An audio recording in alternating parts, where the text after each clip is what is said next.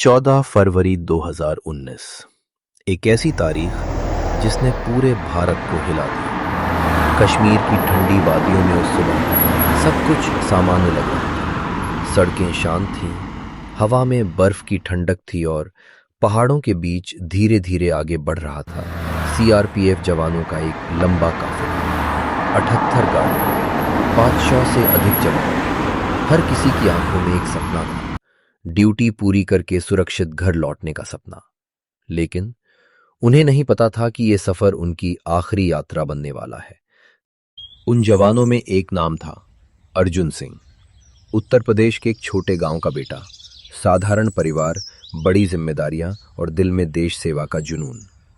अर्जुन की मां हमेशा कहती थी, बेटा, वर्दी सिर्फ कपड़ा नहीं होती, ये पूरे देश का विश्वास होती है।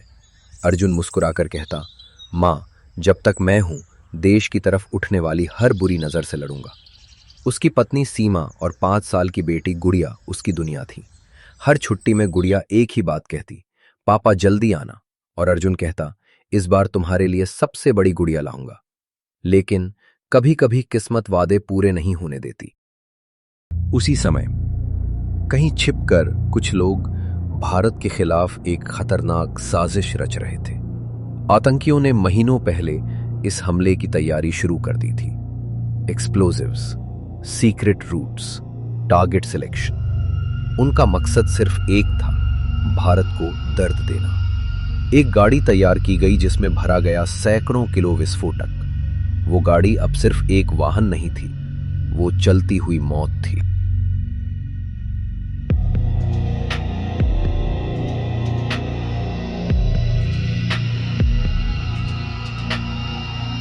काफिला जम्मू से श्रीनगर की ओर धीरे धीरे बढ़ रहा था। बस के अंदर जवान बातें कर रहे थे। किसी को शादी की चिंता थी, किसी को माँ की दवा की, किसी को बच्चे की फीस की।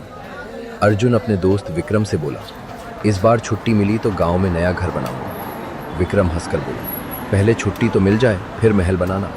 दोनों हंस पड़े। वो हंसी कुछ ही मिनटों बाद हमेशा के लिए खामोश होने वाली थी। काफिला पुलवामा के पास पहुंचा।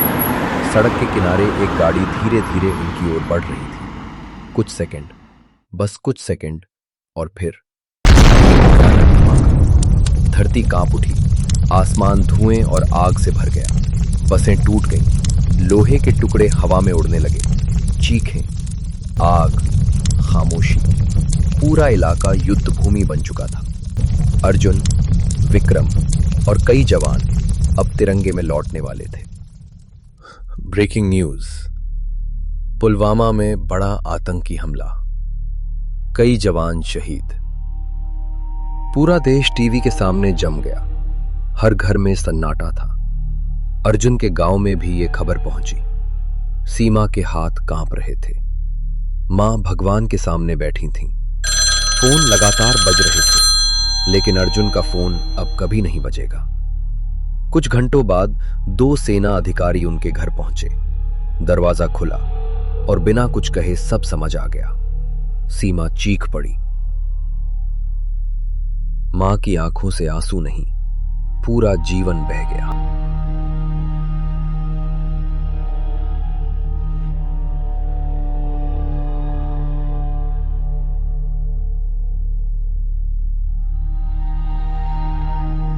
अगले दिन अर्जुन अपने गांव लौटा, लेकिन इस बार वो खुद चलकर नहीं आया। वो तिरंगे में लिपट कर आया। पूरा गांव सड़क पर खड़ा था। हर आंख नम थी, हर हाथ सलामी दे रहा था। भारत माता की जय, अर्जुन सिंह अमर रहे, नारे आसमान चीर रहे थे। गुड़िया अपने पिता के ताबूत को देख रही थी।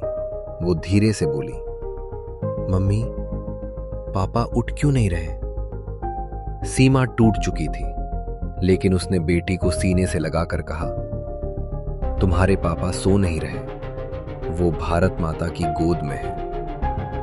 पूरा देश गुस्से में था।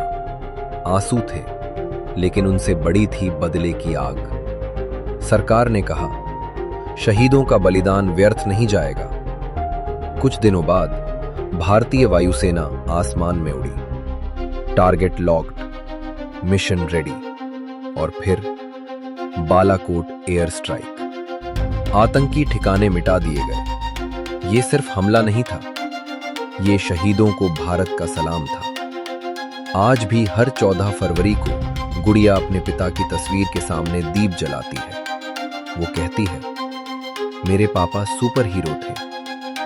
अर्जुन अब नहीं है, लेकिन उसकी कहानी जिंदा है।